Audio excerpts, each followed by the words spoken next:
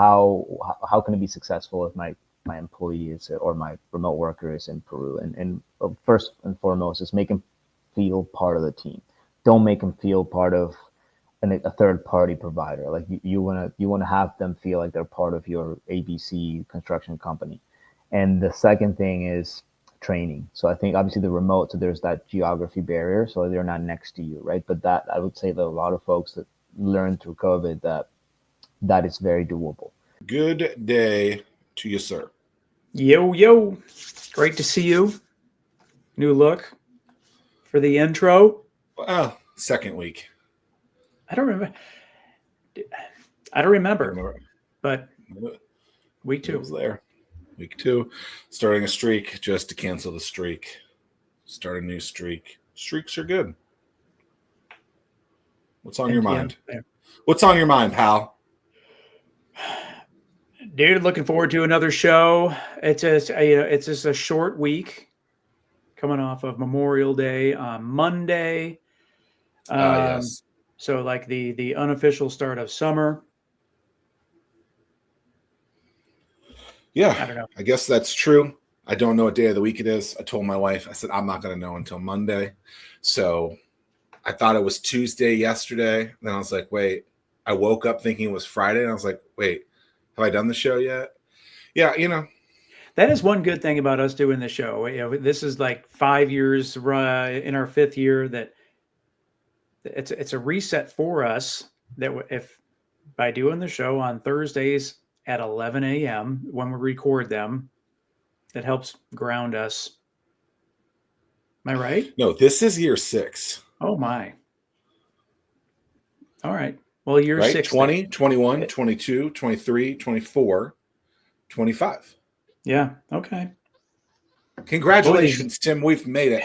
Episode 263 of this. Yeah, I guess show that makes sense because show. if it was, if we were still in year 5, we would, it would be 250.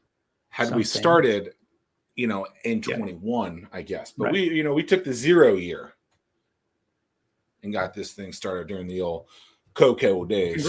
Congrats to us. Cheers. And it's a very, very select few of people that we've had on more than once. And sometimes we've had it on multiple times and we shouldn't have. I'm talking to you, Scott Janney. But yeah, so I think that it's pretty cool that we have a platform that 4 founders, 4 movers and shakers that they can tell their story. And yeah, we've had a lot of different people. Yeah. Today's guest, we met 15 minutes ago via Lauren Craylow, who was a previous guest a couple weeks ago, the LinkedIn guru. She was.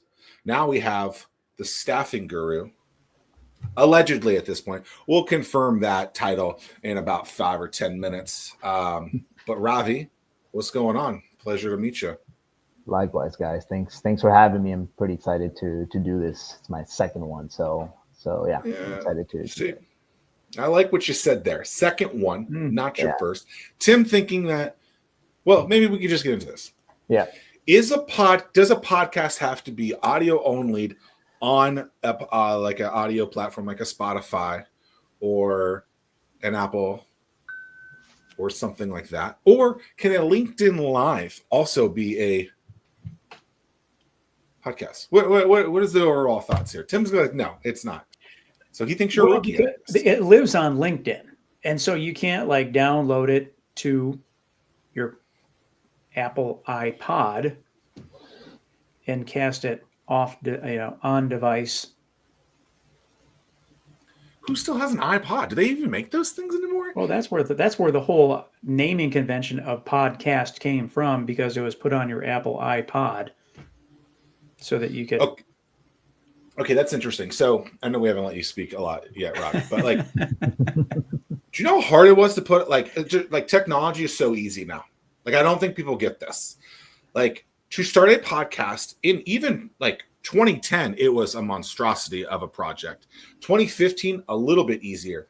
Like, just all of these tools to make all of our lives easier. It's just, And then you got the robots who are just going to do everything for everyone, which that's a good or bad thing, Well, and I look forward to getting into that with Ravi as well, just because he has an interesting world. But yeah, one of Hampton Roads' newest residents, no?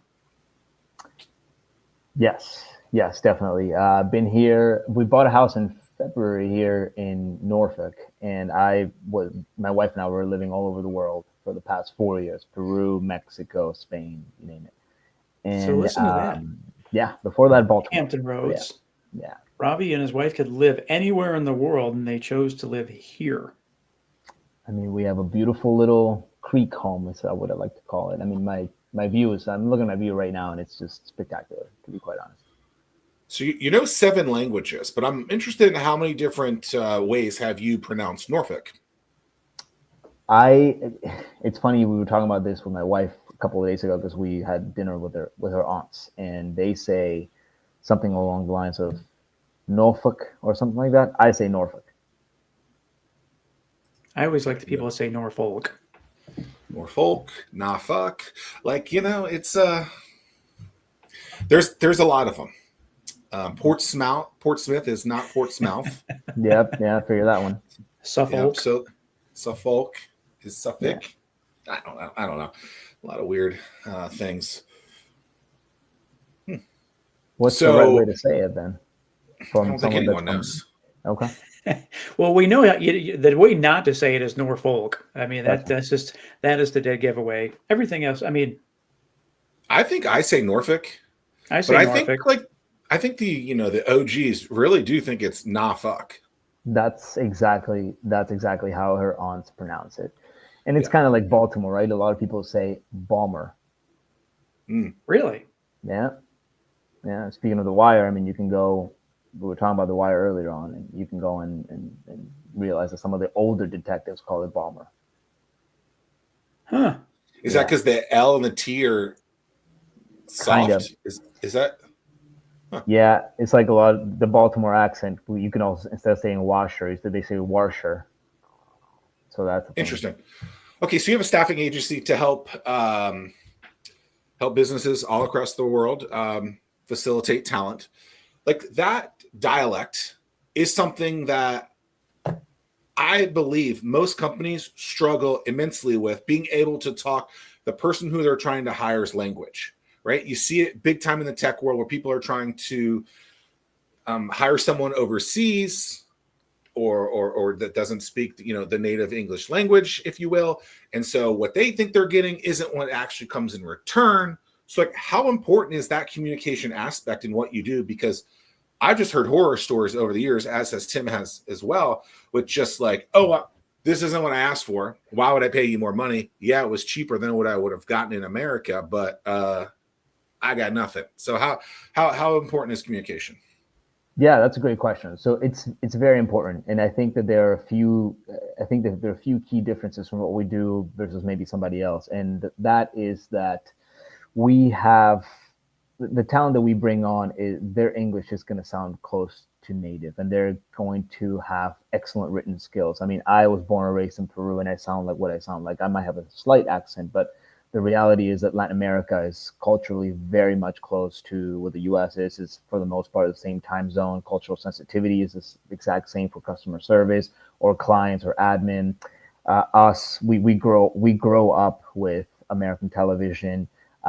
There's just so many similarities between the nearshoring, is what we like to call it, and the U.S. that communication really hasn't been an issue. We have over 100 people staffed, and we have all the way from admins to property managers to software developers, and communication has really not been an issue. It's something we do well. I think that there's a big chunk of folks that we can recruit that are going to have 9.5 out of 10 in English, and I nothing against the Philippines or India. I have Indian descent, and that is definitely a barrier, right? Because the accent is there, but not only just the accent, but also the understanding of what the U.S. client wants. So I think what you're talking about is what used to happen in this space or continues to happen, but in different geographies. We specialize in my home country, Peru, and Mexico, which are countries that you can now the talent is essentially, they sound native. They you wouldn't be able to tell the difference, to be quite honest.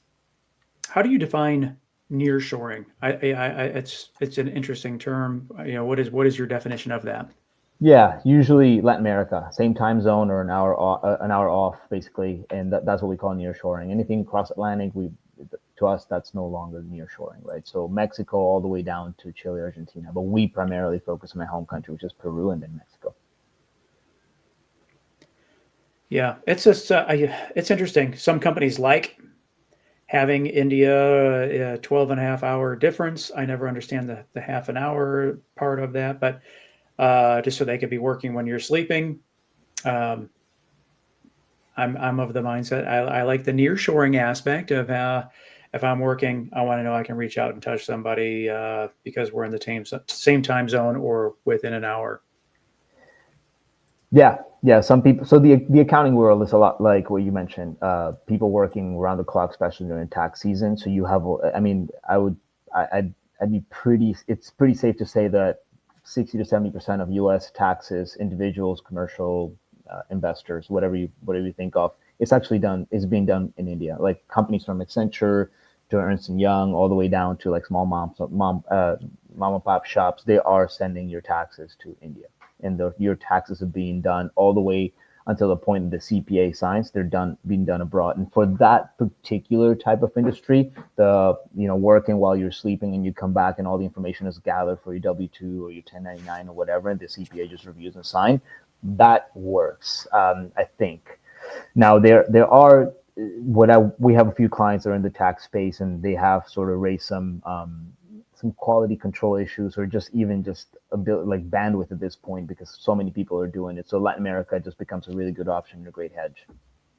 How does that work in terms of so somebody just contacts you, and then do you handle all the back and forth in terms of to and from Peru with taxes and all that kind of stuff? So then from an accounting standpoint, it's just like, I have a contract with you in the United States footprint. I don't have to worry about anything.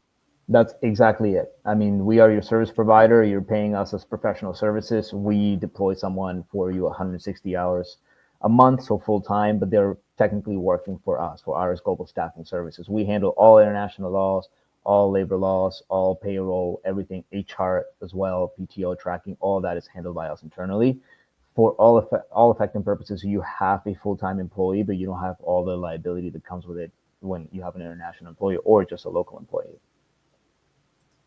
Specialties in any verticals that that's a great question. I have a property management company. We manage 400 units in Baltimore County and Illinois County. So we started staffing property managers, realtors, brokerages, but now we do literally almost every small business, any position, accounting, admin, like I said, property manager, transaction coordinators, bookkeepers, software developers. So we've gone really wide in terms of what we can cover, just because the talent is so strong in Peru. Quick anecdote about Peru: a guy from Baltimore by the name of Doug Becker, he started a company called Laureate International Education. I actually used to work for them in the FP&A department, and they invested millions and millions of dollars in private education in Peru, Mexico, and really all over the world. But Peru and Mexico are their largest investments, which the only two that they still have. And the outcome of that is you can see it now, is that most Peruvian and Mexican folks that graduate from a Laureate University have a U.S. education. Essentially, they know GAAP accounting. They really are very much equivalent to if you were to have graduated from University of Maryland. So we definitely recruit from those universities as well. And yeah, I mean, that's why I think the talent that we bring on is pretty much equivalent to anyone that you could hire locally, just at a third of the cost. Yeah, what is like, is there contractually, is there like, what's the typical length when someone reaches out to you in terms of what that term of employment would be? Yeah, it's 3-month trial, 9-month renewal. So, but at any point, if you don't think that it's working out, you give us a 2-week notice, and that's it. So we recommend a 3-month trial, just because the onboarding, the training, that's what we advise our clients. Give them 3 months and see how, just like any employee, right? Any employee that you were to hire here, it's just essentially the same, except that we have the cost advantage. And I would even go as far as to say that work ethic, I mean, it's getting harder and harder to find folks that want to be committed to a company for 3, 4, 5 years. My property management company has 10 Peruvian remote workers. My COO is Peruvian, and he handles everything. You would think property management is impossible to do from abroad, but the reality is most of the work is done on the computer: compliance, maintenance, coordination, listings, all of that. Interesting. Is that like in terms of like, yeah, I guess that makes sense. Like you establish a schedule in terms of when things need to be done, what things need to happen, and then it just takes the one person, boots on the ground, so to speak, to go and do the things that need to be done. Exactly. And in property management, if you really think of it, the listing is done by a realtor. So you can just list it on the MLS, and the realtor on the buy side is really showing the property. If you want to go that way, you can have your own boots on the ground. And in terms of maintenance, it's third-party vendors for the most part. You don't have your own, like if you're a smaller property management shop, you're not doing your own repairs. Somebody else is doing, you're paying them, and the owner is paying for it. So really, if this sounds crazy, but you can run a property management company fully with remote workers and just have a competitive advantage that no one else could have, because your labor, like the main cost of a business service is labor, and we provide excellent labor with incredible work ethic, fluent in English, great writing skills, educated. That's just gonna make your company more successful. Honeymoon phase, I feel like takes 2-3 months. So that ramp up for you, that makes a lot of sense. You used the word work ethic. Yes. A lot of companies, I feel like they complain about it a lot more now over the last 5 years. I don't know if it's really any different, but it seems like since COVID, people are using that as more of a mechanism, as a reason why they can't find talent. How are you putting these potential candidates through the work ethic meter to determine if they have the chops or not, to the liking of you and then to your customers?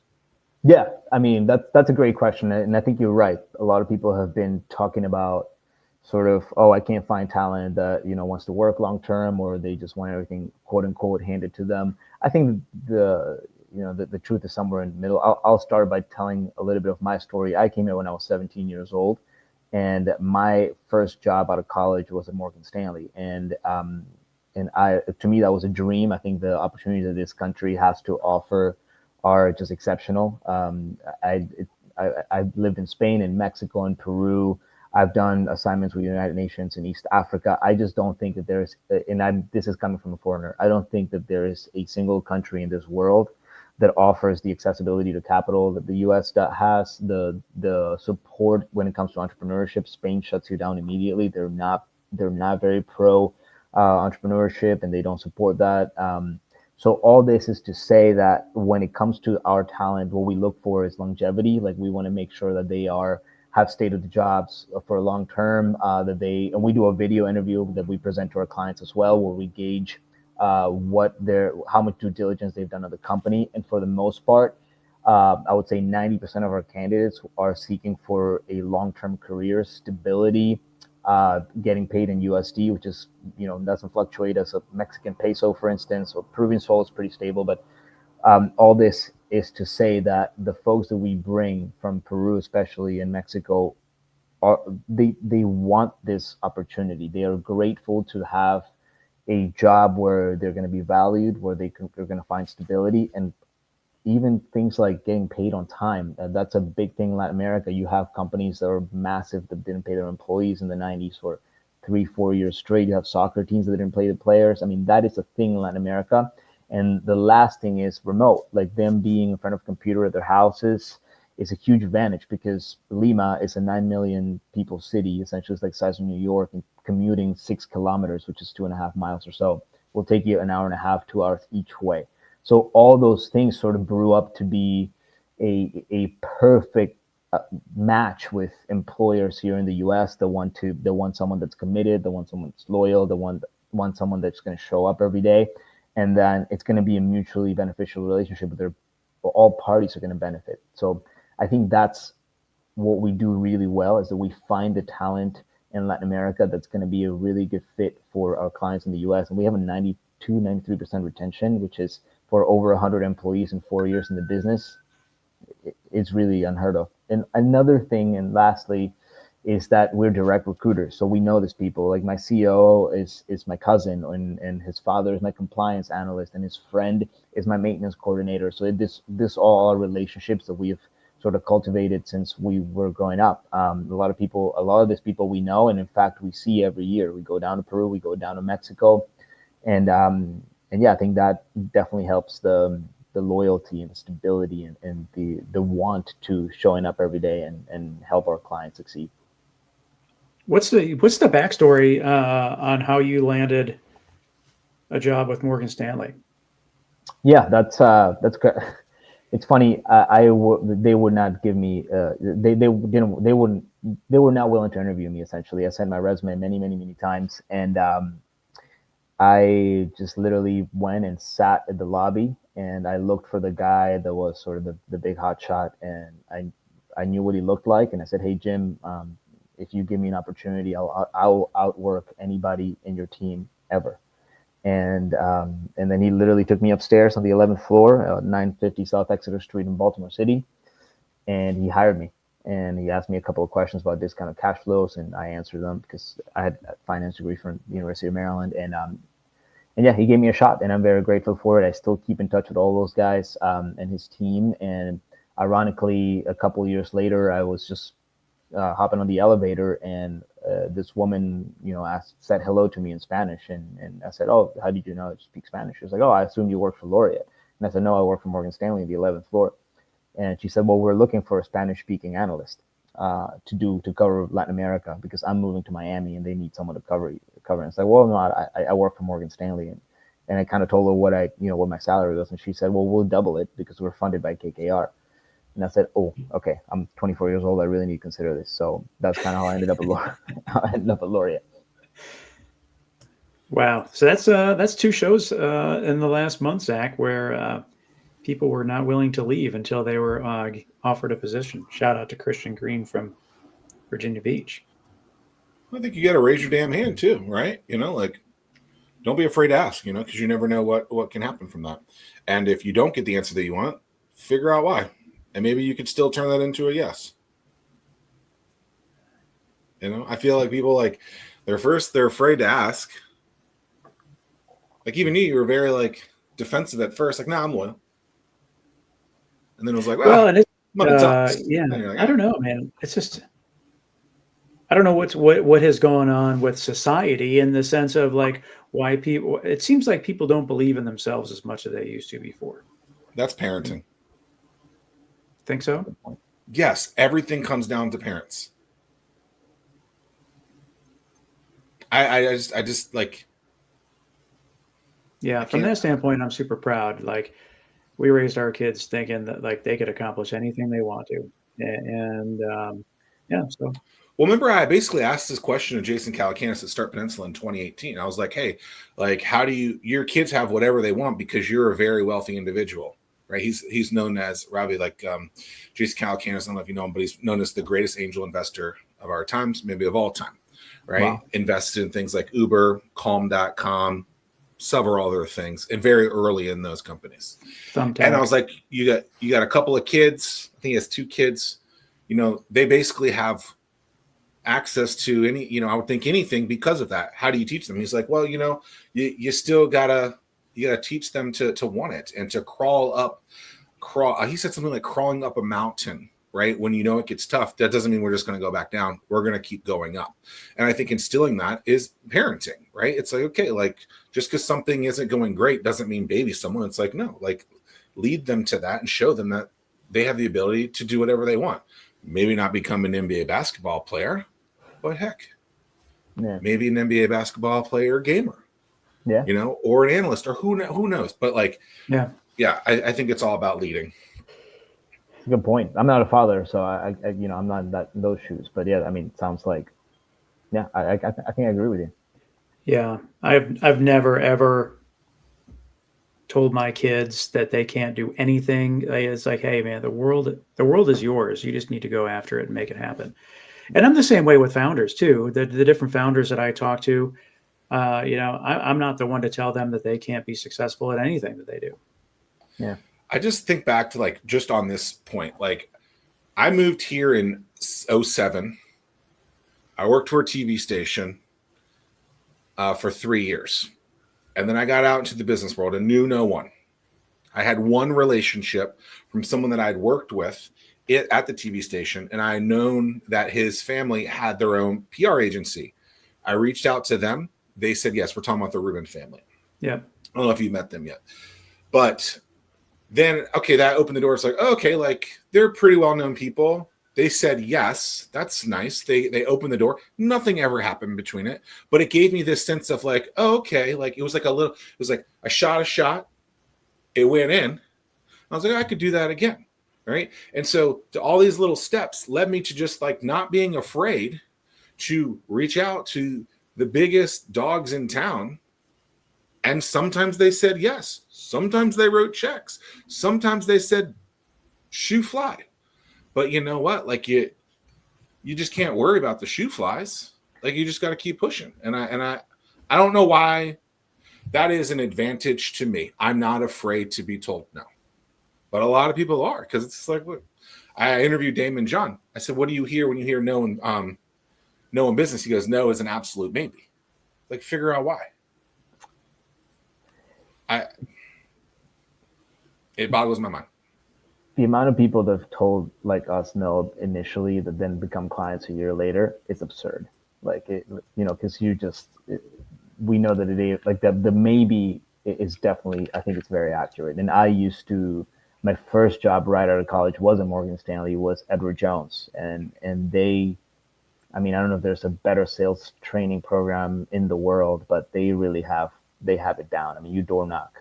It doesn't matter who you are, what your portfolio looks like, if you're going to be part of a team, but you door knock, and you door knock for 6 months straight. And it's like you get 9 no's, and then you get 1 yes, and then a couple of the no's turn into yeses. And yeah, ultimately you find yourself, having a nice success rate there. Yeah, and it's just it's turning that's hardening that scar tissue. Yeah, so I mean, I'm sure after the first few no's, you're like defeated, and you may have dreaded walking up to the next door and the next door and the next door. But if the door says no loitering, not loitering, no soliciting. If the door says no soliciting, do you still knock?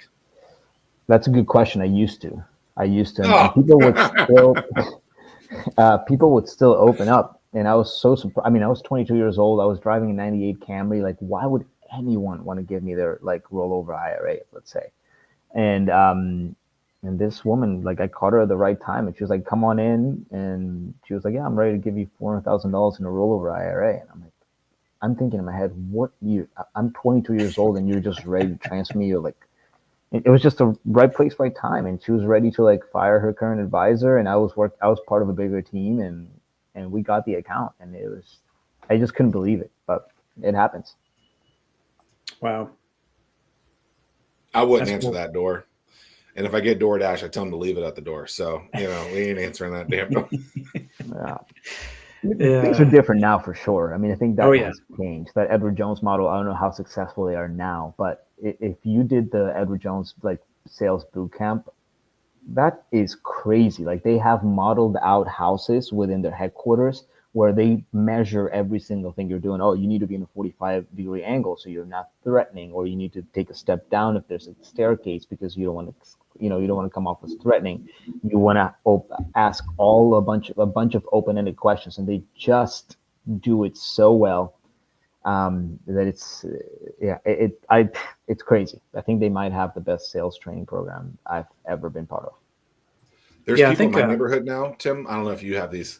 They're on hoverboards, not the real hoverboards, like the ones with wheels. The one wheels or whatever.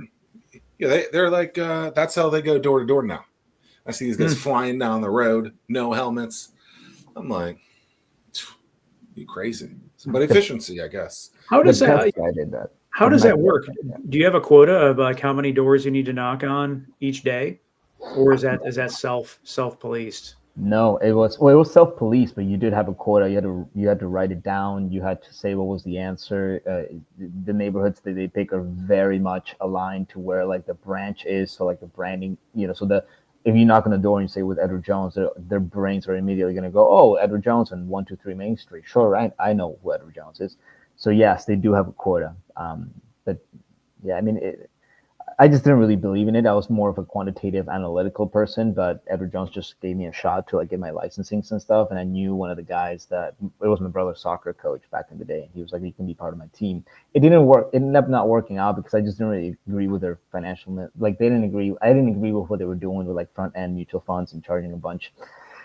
So I parted ways with them. But yes, I will give it to them. They have Yeah. an incredible training program. My little hack is I always make sure to look super quick at whatever the logo is, if the shirt or hat or that they're wearing. Be like, oh man, I just signed up with you like last month. Not you per se, but like, especially like going by the AT&T place at Costco. It's just like, may I ask who your cell phone provider is? Yeah, it's AT&T, dog. Yeah, thanks, man. Are you an AT&T? Are you an AT&T kind of guy? No. So you're a liar? Well, don't bother me. I'm here to get my stuff. Or if you're knocking on my door, it's like, no, we're already a very happy customer of yours. Thanks so much, man. Go next door. Yeah, that's a good way to get out of it for sure. Yeah. I don't know. But you're still a liar. Well, it's just a little white lie, as they say. So what made you jump to start your own business then? Yeah. And so I was working for Laureate, and I had a pretty like bad heartbreak in around 2016. So I would say a relationship, but not really. I mean, I really wanted to sort of I just wanted to travel indefinitely. So I said I'd been buying real estate since I was very young, 20, 22, 23. And I had a goal. Whenever I had X amount coming in passive, I would quit my corporate job and sort of start traveling indefinitely. And that's what I did. And within the first 6 months, I did South America, and I decided to start a small sugar company. I fell in love with this product in Colombia. I brought it to Baltimore. We still have that company. We sell to like 10, 15 like high-end clients, and that's sort of where we've kept it. And yeah, everything started from there. I met my now business partner in the property management company about 7 years ago at a bar watching Peru qualify to the World Cup, which it basically never happens. Happened once in 36 years. So we ended up going to Russia together to watch Peru, and we've talked about it in Russia. And he said, "I'm a realtor, and I've seen your stuff in the Baltimore Business Journal. We should start a property management company because you have some real estate. I have some real estate. Let's make it small." And I said, absolutely not. I hate managing my own properties. And then he's like, no, like we'll have enough so that we can hire somebody eventually when we get to like 40 or 50 properties. And then that, prompted the staffing company. So it was really, to be quite honest, I wanted to start my business so that I could live my life on my own terms, like make my own time schedules, travel anywhere I wanted. So it was more like a lifestyle decision, to be quite frank.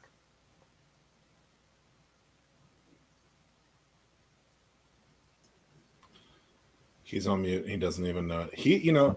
Tim is more so on mute these days. It's like every week now. I mean, like we got as we know, it's just like, oh, we have a signal going from my house over to Langley saying, "Oh, hey, Tim and Zach, they're live on the show. Let's launch the jets." And it just. Do we need to rethink the 11 a.m. time for this? Do they ever stop? It's the sound of freedom, baby. We just have to work around it. There you go. I feel like no matter where you are in this region. Yeah. Super impressive with what you've been able to do and how you've been able to do it.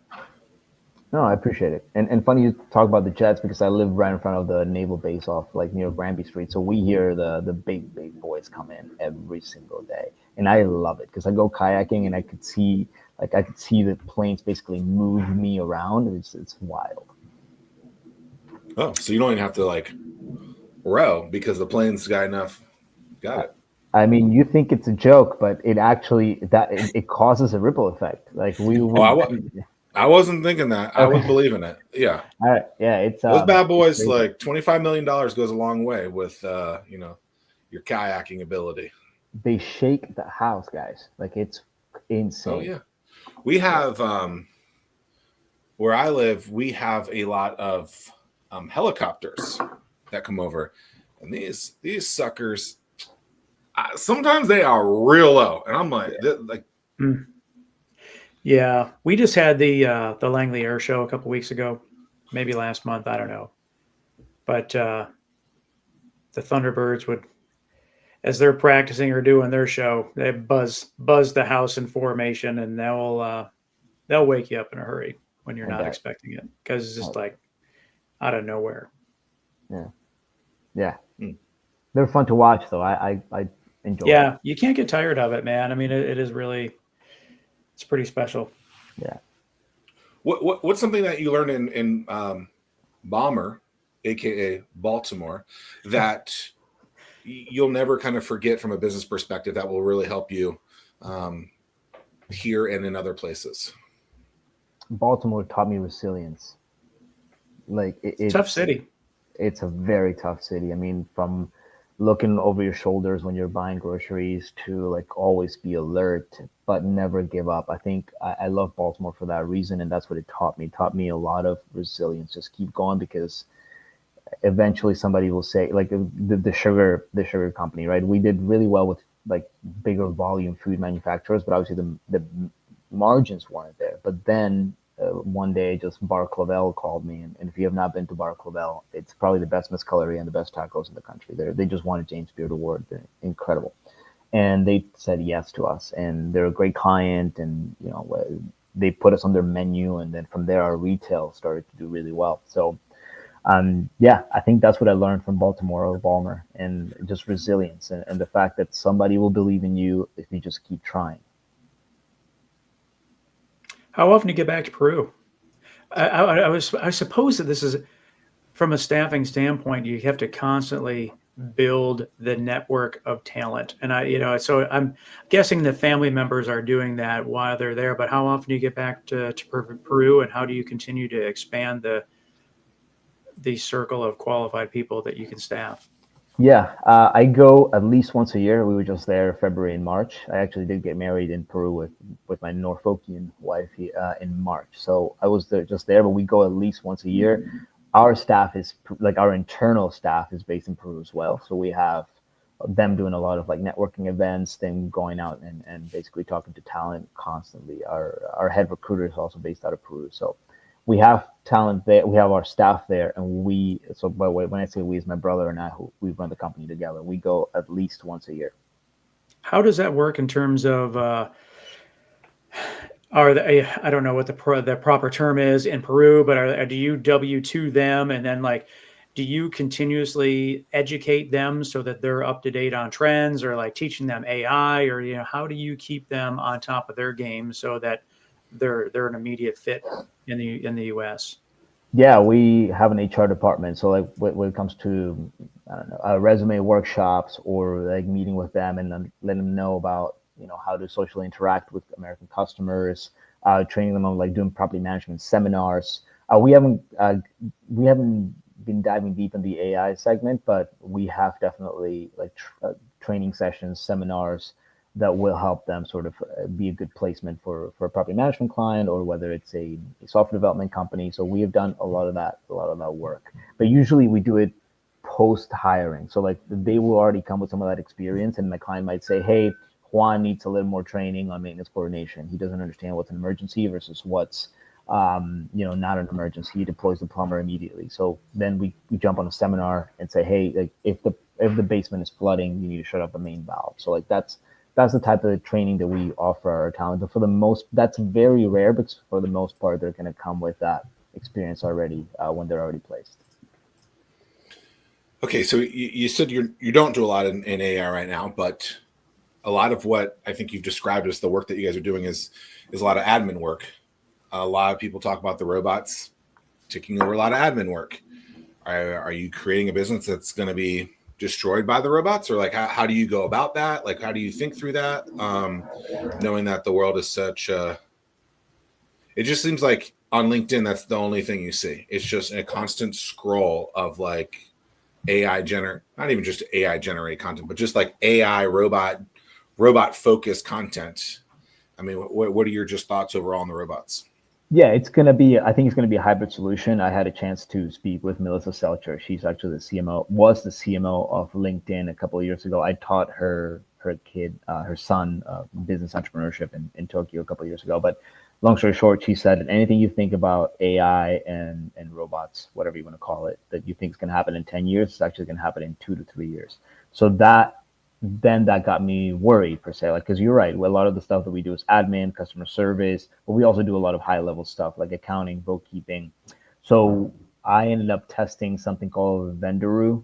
They are essentially a robot maintenance coordinator, and if you can call them, and it's going to sound like a person, like literally it's going to try to troubleshoot a lot of the stuff that maybe a person could do. So my opinion on AI and how it works with remote workers or local workers for this matter is that it's going to be a hybrid solution where the initial call, troubleshooting, all of that is going to be done by AI, but it will still need a person until a point where AI is able to like learn the policies, be better. So my thought process is, if you were requiring 3 admins in 2015, by 2028, 29, you'll probably just need 1 with the support of AI, because a lot of that troubleshooting or a lot of that, lease drafting is going to be done by AI.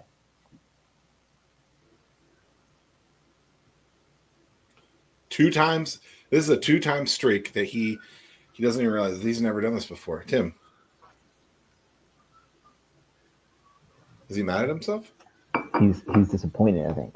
Yeah, I just give up, man. I mean, it's just like I on the flip side though, I feel good about myself when I'm able to mute the mic in time when I hear the jets flying over, and like the mic picks it up and it was like, it says you're muted because the jets are so loud. Have you ever clicked the button on StreamYard when you log in and it says reduce background noise? I don't remember. Yeah, sure. Next week when you jump on, let's do that. I know it, like, because I've driven down the road in my Jeep, top off, and people think they don't hear a damn thing. Nothing. The Jeep top off, windows down, like. Yes. Actually, I feel like I was power washing one day, and I was talking to my mom, and she couldn't hear the damn power washer. So it is possible. 100%. Actually, I was just having this conversation with a client, and I was like, "Hey, sorry about the airplane in the background." It's like, I can't hear anything, and the new phones just literally like segregate, like I don't think segregate is the word, but they mute the background noise or whatever. And there's an option to do it on your iPhone. So yeah, and I think that, well, Zach and I use a third-party external mic that, yeah, I don't know. I'll have to dig around in the settings and see what that looks like. But yeah, I think that's a record, Zach. Two times in one show. That's it's embarrassing. Let's go for 3, baby. We can't rule it out. We have 17 more minutes before we start to wrap up the show. What? So companies, I think, are hesitant to outsource at this point because of all the nightmares that they've heard. What are some of the common pitfalls that they could eliminate if they were to be a little more proactive in the upfront aspect of it? Like, so if someone comes up to you and they say, okay, I have all these red flags, what are those red flags and what can they do to prevent them so that it would be a success working with you? Yeah, so to sort of address your first point, I think that the companies that are, that they understand remote staffing, they are way ahead of the game. They've been doing this for 5 to 10 plus years, like big accounting firms, big bookkeeping firms. They know the value. Big property management companies, Bay Management Group is one of them. They have like 7,000 units. They've been doing Mexico staffing for, I don't know, 10 years, something like that. Some of the quote unquote red flags that a client would put front is like, okay, well, how can it be successful if my employee is, or my remote worker is in Peru? And first and foremost is make them feel part of the team. Don't make them feel part of a third party provider. Like you want to have them feel like they're part of your ABC construction company. And the second thing is training. So I think obviously the remote, so there's that geography barrier, so they're not next to you, right? But that I would say that a lot of folks that learned through COVID that is very doable. So training is very important. Make sure that initially you invest a lot of hours training them with not just your systems and your procedures and your SOPs and whatever, but also company culture. Like, this is what we do. These are the stand-up meetings that we have. Keep them engaged. Make sure that they are joining the meetings. Make sure that what are the objectives. Also incentives. Like, if they are in a position where they're, let's say, a property manager, they're managing 150 properties, you put forth something like, okay, well, if your properties do well, I'll give you 1% of the revenue share, and that goes a very long way in places like Peru and Mexico, and they stay motivated. So just the same way you would treat a U.S. based employee is how you should go by treating your remote worker, and in order to eliminate the geography barrier per se, is keeping them engaged with training, with incentives, with cultural trainings, and we do a lot of that for our clients as well when it comes to HR, like birthday gifts, turkey during Christmas, like sending them flowers. It's something happened in their life, so we're already supporting our clients that are on the smaller end to like help them with that retention and the HR management of our employees. Zach, I hit the setting. Now we will have no jets, so we will not be able to test this out. Just want to throw that in. But you're not on mute. No, I'm not going to. I will not mute the rest of the show testing this out. There we go. See, we're making strides here. It is May 29th, 2025, episode 263. Yeah. I just want to say congratulations, Mr. Ryan. Kudos to you for being an innovator in the... I'm sorry, Ravi, that you had to experience all of this amateur behavior. Yeah, who's the rookie now? Yeah, it's my first podcast. Were you nervous on your first podcast, Tim? First time I don't remember what it was. I don't remember what it was. Had you done a video interview? No. Okay, so when I interviewed you for Hampton Roads Business Weekly, when I had the TV show on ABC. Well, I think that when you bring big cameras out, I think that's a whole different thing. So yeah, I know you were nervous. Oh yeah. It is.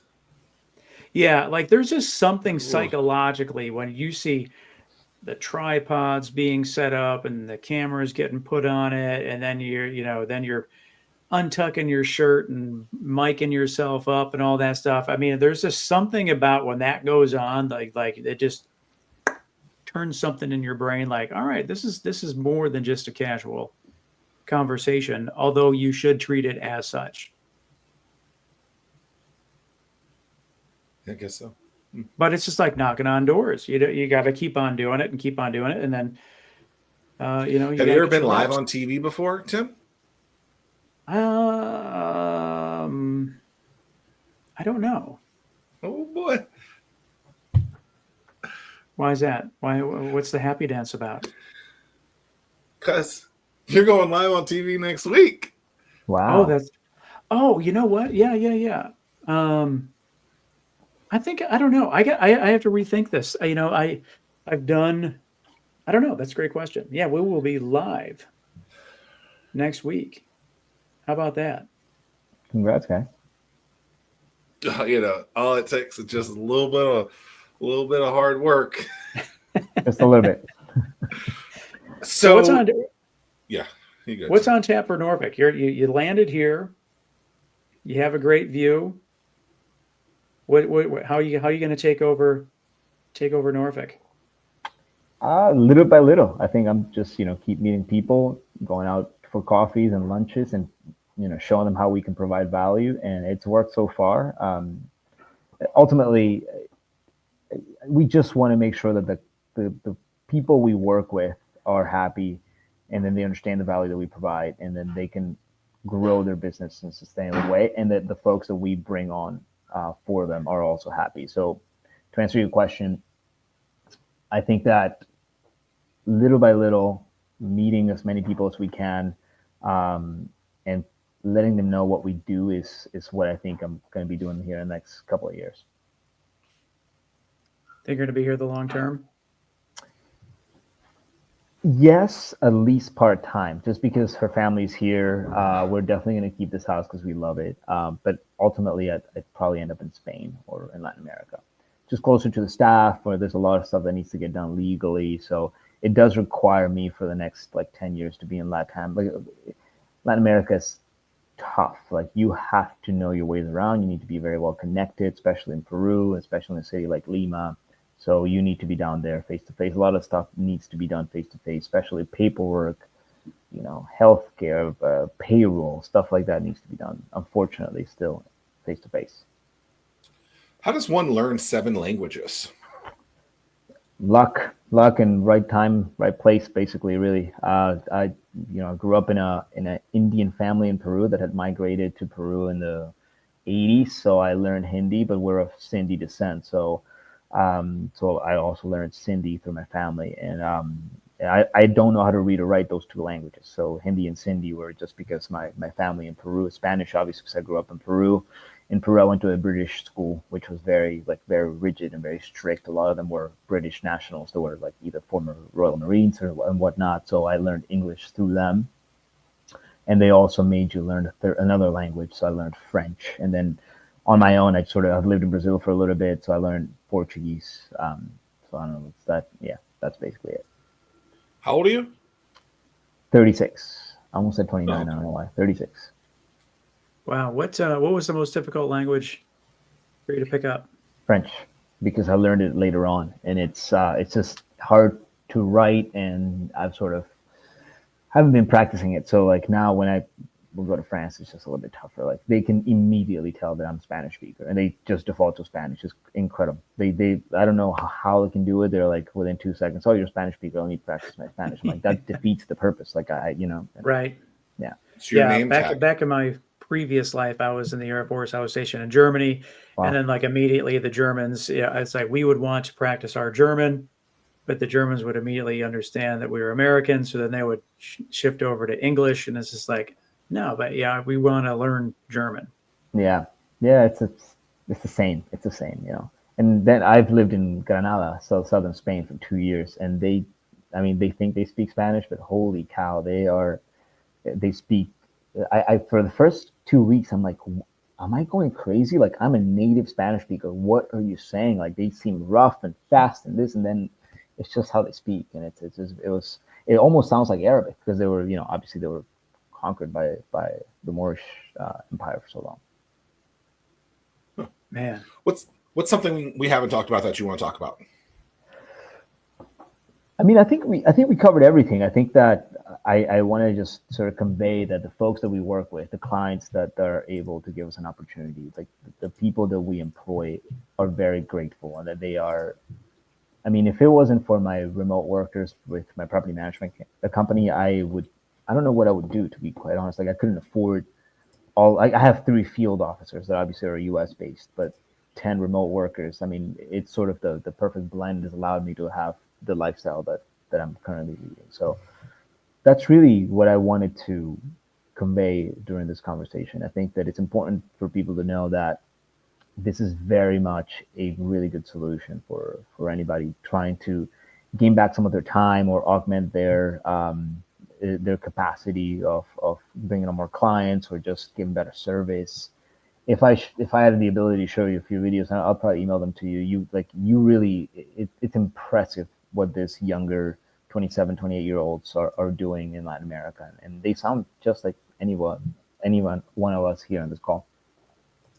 What does the RS stand for in RS Global Staffing Solutions?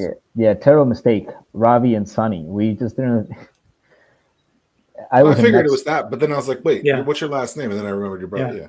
Okay. Yeah, terrible mistake. Never put your name on.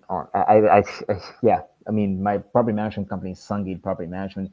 The thing is, I was in Mexico and I had the Maryland Rent Court calling me. It said, and Dana, this is a third-party provider of failure to pay a rent, and he's like, "Where is Diego from, and how can you find me someone like this?" And I'm like, "What do you mean?" It's like, "Well, I need an assistant, and I just can't seem to find anybody." and that's sort of willing to work. And I'm like, oh no, they're based out of Peru. And he's like, well, how about you find me somebody and I pay you and you sort of handle it. And that's when I called my brother. It's like, hey, I'm changing my flight. I'm going to Peru.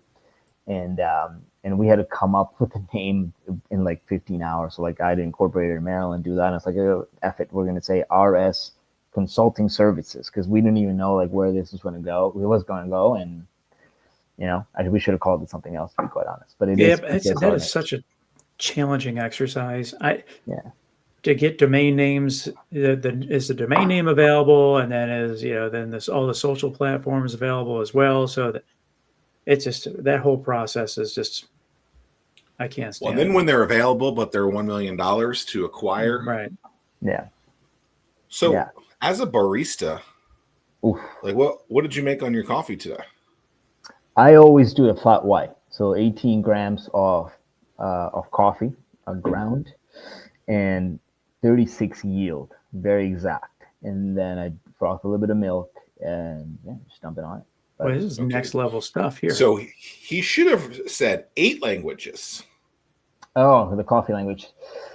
I'm not that good yet. So the guys at Coalescence or Modita or any of the folks here do a much better job than I do. But it definitely has. How did you dial into those numbers? YouTube. I just taught myself, and that was a rule of thumb. And that's a good term for coffee, because dialing it in is basically what you do with a new batch of beans. So it's an art, like, because if the beans get older, your extract becomes faster. So you need to adjust your grind size. It's wild. I mean, the coffee world is like limitless. Like you can learn so much about it. I was once a barista back in the day, long ago. Wow. Okay. I was. Where? Where's the real story about this? No, that's super true. I was back referencing the Air Force again. When I was stationed in Grand Forks, I had a lot of free time on my hand, and I did that part time. Wow. Like an independent owned coffee shop, or it was a kiosk in the mall. Wow. And so I would do that. My schedule, I had every Friday, Saturday, Sunday off. So I knew that I was going to have those days off. So worked a couple hours as a barista. Nice. So as a barista at a coffee shop in the mall, at the little kiosk that you would walk by, a lot of the people that are employed at those kiosks are similar to the door-to-door salesman, where you just want to like skirt away from them. Oh, I never, dude. Were you like that there? No, I would never pester anybody. Okay. It's like, if you want to call, it's not like I was trying to sell perfume or. I just know that you have a tendency at Costco to lie to the kiosk people there. Yeah. So I just didn't know if we were doing that as you were Tim the barista. I was a hustler. I still am a hustler. Could you do the heart? Little. No, that was so early back in those days. That kind of stuff wasn't even established back then. It was, it was very early days. This was YouTube, like 96, was YouTube around 97. then? Yeah, so probably 96, 97 is when I did this. So probably not. YouTube was like early 2000s. Yeah, you want a single shot, a double shot. It was like a latte, a mocha. Like it was before things got super fancy. Yeah. Now you're a barista of Orange Crushes. That's right. Probably a better drink. I dig it. What speaking of that, what is, like, now that you've been in the Hampton Roads area in Norfolk, where's your favorite place? You and the wife want to go out on a Friday night or whatever. Where's your favorite place to go? Look, I spent a bunch of I spent a bunch of time in Japan a couple of years ago with her and without her, and I tell you, there's not a better ramen in the world than Alkaline. Mm-hmm. It's the curry chicken ramen. I mean, every time I don't know if you watch Breaking Bad, but you know how when Tuco does the whole, snorting of the meth, that's how I feel when I eat that thing. It's just like, I go crazy on it. It's insane. I would say that that's maybe my favorite ramen in the world. So really? Alkaline, to answer your question. And then you've got Cape. We love Asian food. So I think that she lived in Thailand for 3 years, and I've been all over Asia. But I think that Thai food is really good here. There are a few restaurants that are good, but the K-pot on Military Highway, like K-pot with like Korean barbecue, can't beat it. Have you been to Stockpot in On the Southern list. Arcade? On the list. A buddy of mine shared like places to go in Norfolk, so it's on the list. Okay, They do a lot of so ramen oh, they do. The Alkaline, I believe, started out of Pendulum, which is the meat shop down the street. I don't know if you've been there yet, the butcher. I've not been to Alkaline because I believe they prepare in something that I'm allergic to. Like what? Seafood. I don't think I so. believe I think the broth has something in it. I feel like I've looked before. I will look again. Add it to the list if possible. If not, apologies. But I mean, that was a great example that you used. Breaking Bad and meth. I mean, it's addicting, guys. Like I go there once a week religiously. I'm going there tomorrow with the folks from DC Rap. I mean, that's my place. There you go. You get your little punch card. I don't. I wish they did one. I have one for Coalescence though. I used to go there almost every day. Yeah, bring back the punch card, people. Come on, we can digitize it too. You know, whatever version is necessary. Let's do it. But you gotta ask for it. That's all you gotta do. They have it. They really do. Almost every place does, especially if it's coffee. They do it. It's just, It does seem like because the reason we asked this as the last question is just we really want to identify like what is the food of the region, and really it seems so cliche, but we are our own little micro melting pot because of the Navy, Air Force, the military population, and like a lot of things have been brought here. So we're not like a melting pot in terms of like DC, New York City, where like you can go and get a big concentration of different things, but we are a very much a micro melting pot of different ethnic foods. It seems. What would you bring from if you had to start a restaurant from Peru? What would you bring? Peruvian Japanese food. I mean, Peru is Lima is the food capital of the world. I mean, 12 years straight. I mean, it's just, you can't beat like the Peruvian Japanese food, especially it's called Nikkei. Like it will blow your mind. It's just. Is it Breaking Bad meth good? More. I don't know what that is. I don't have a TV show example for that, but I wish I could link the wire to it somehow. But no, yeah, it's Peruvian Japanese food is just outstanding. There you go. Maybe that's your next venture. Tough business though. Yeah, I would assume so. Yeah, Robert, we appreciate your time. Thanks, guys. Continued success. Appreciate the Thanks for opportunity. watching. This was great. Yeah, no, thank you so much. It was great chatting, and hopefully we'll meet soon.